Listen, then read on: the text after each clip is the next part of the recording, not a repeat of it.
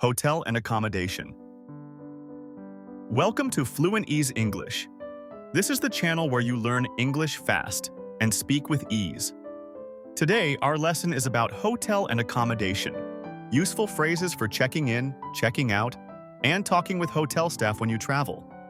Remember, when you listen and repeat many times, English becomes natural.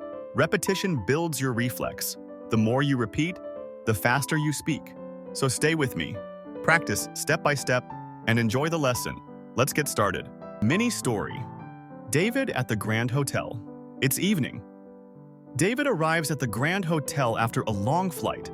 He walks to the front desk and says, "Good evening, I'd like to check in." The receptionist smiles and asks, "Do you have a reservation?" David answers, "Yes, I have a reservation under the name David Miller." The receptionist types on the computer and says, "Would you like a single room or a double room?"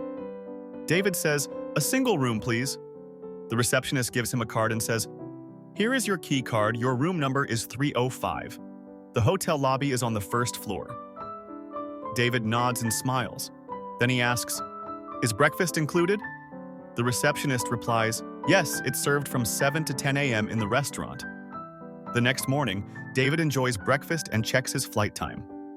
At noon, he goes back to the reception and says, "I'd like to check out." The receptionist says, "Of course, can you wait a moment?"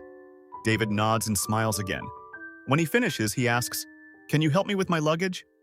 A bellboy comes and carries his bags. David waves goodbye and says, "Thank you, I'll come back next time." It was a short stay, but a very comfortable one. Now it's time for the Q&A mini story. David at the Grand Hotel. Listen carefully, answer quickly, and don't worry about mistakes. This step will make your English automatic. Let's begin.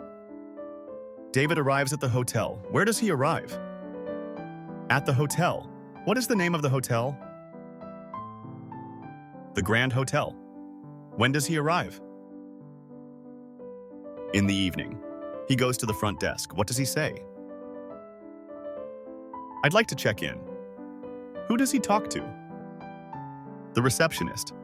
Does he check in or check out? Check in. The receptionist asks, "Do you have a reservation?"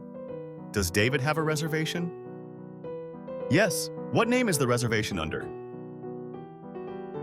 David Miller. Who types on the computer? The receptionist.